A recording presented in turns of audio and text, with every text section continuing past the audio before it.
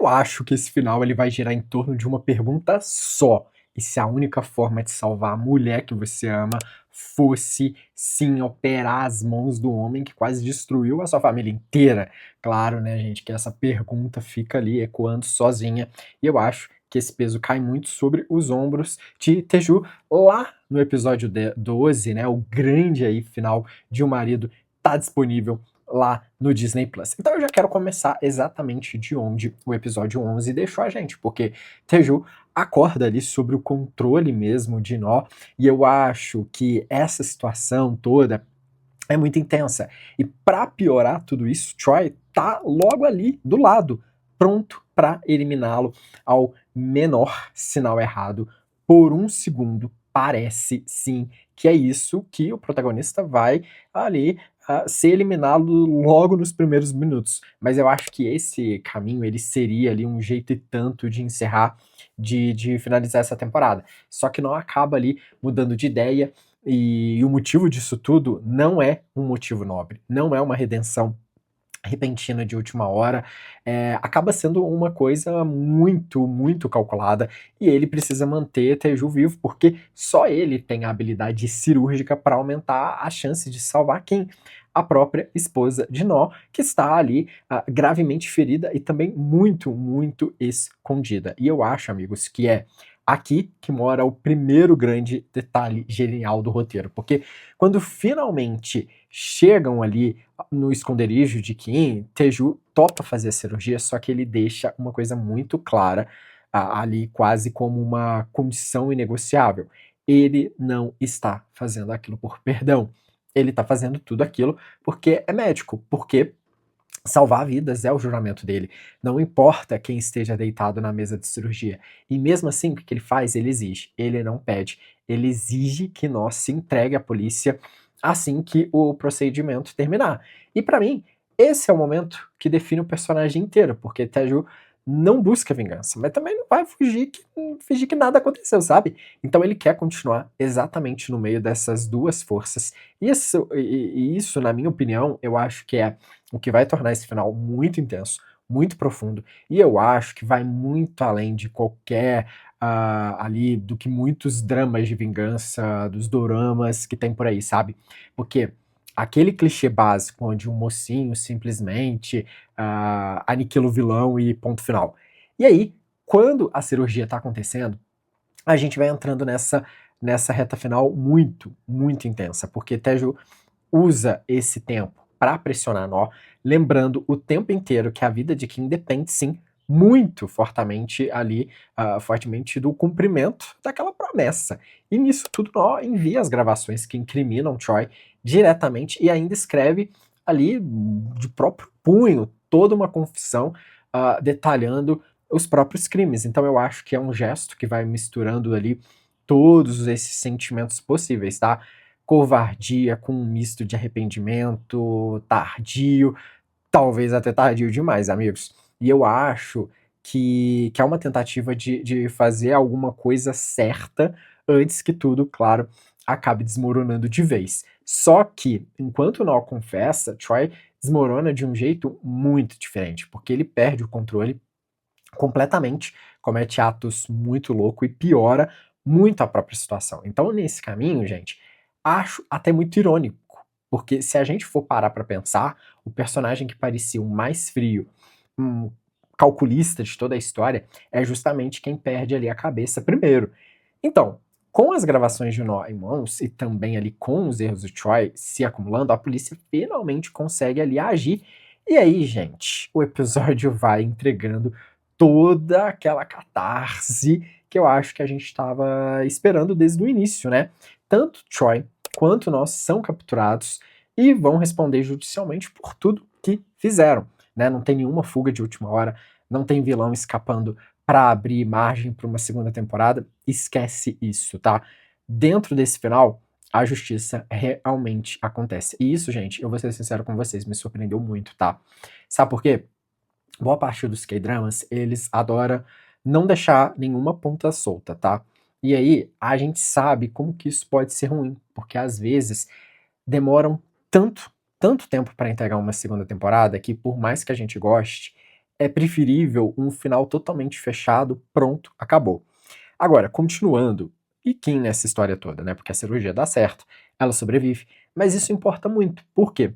O marido não trata a sobrevivência dela como um final feliz ali, automático, sabe? Ela vai ter sim que carregar o peso ali das próprias escolhas dali pra frente.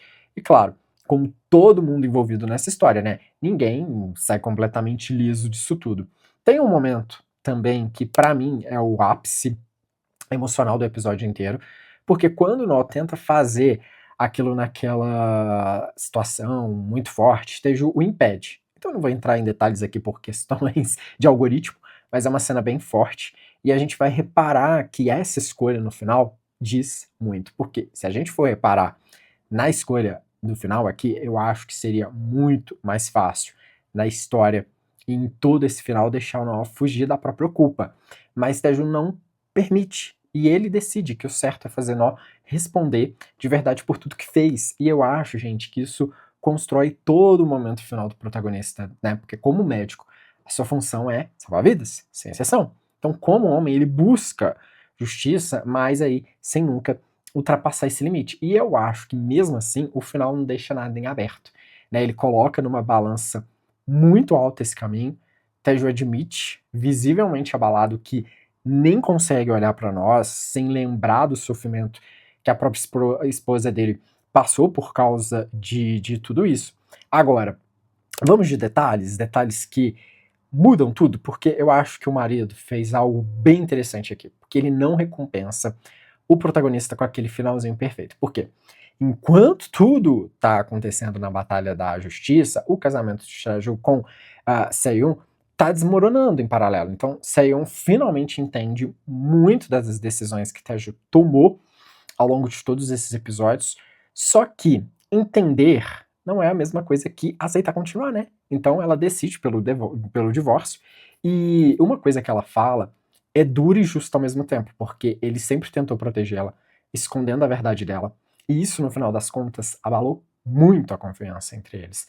Né? Taeju, claro, aceita, não briga, não insiste, né? Ele reconhece que os dois amam de formas muito diferentes, e nesse caminho todo, eu acho que já basta pra gente entender que a separação não acontece por falta de amor, mas acontece porque a confiança quebrou. Até aqui, dá pra pensar que a gente viu muita coisa, mas tem muitas camadas nesse final, né? E eu vou tentar resumir aqui, porque é bastante coisa, é bastante caminho, né? E um outro detalhe que eu acho que a gente pode pontuar aqui é que depois de tudo o Teju segue em frente e abre a própria clínica de neurocirurgia. Só que a história faz questão de mostrar que a mão dele ainda tá em recuperação, sabe? E eu acho que esse detalhe diz muita coisa. Que essa volta à normalidade dele vai ser longa e incerta. Assim como a recuperação física é um processo. Então, eu acho que é uma metáfora ali que usam para fechar o arco deles, sem precisar de nada explícito, deixam nas entrelinhas, né? E isso é bom. E tem um caminho que eu acho que a série adotou nesse final, de mais detalhes, de mais camadas, porque Taeju e Seon ficam ligados pela memória de Hayun. No aniversário da filha, né, os dois se encontram no memorial, dividem o mesmo momento em silêncio, sem grande reconciliação, tá? Sem nada muito novelesco para fechar isso. Só dois pais que perderam a mesma pessoa e estão carregando aquilo junto, sabe?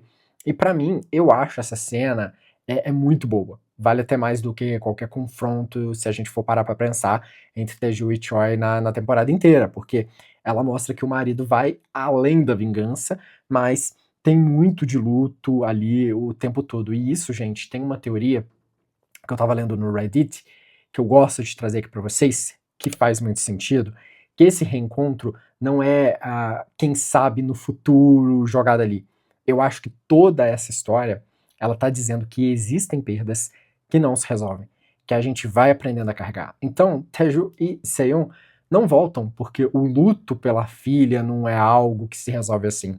É algo que eles vão processar, cada um do seu jeito, pelo resto da vida. Então, eu acho corajoso, muito corajoso esse desfecho. Então, se você me perguntar agora aí nos comentários, que eu sei que você vai me perguntar qual foi o melhor momento desse episódio, e eu acho que eu responderia pra vocês Teju impedindo o Nó de fazer aquilo, né? aquela cena. Pelo peso, o protagonista escolhendo o caminho mais difícil, eu acho que essa cena é muito, muito intensa. E aí, gente, eu acho que o marido fecha a temporada sem grandes explosões, sem grandes reviravoltas de última hora, sabe? Aquele negócio de chocar por chocar, sabe? A série não vai por esse clichê, tá?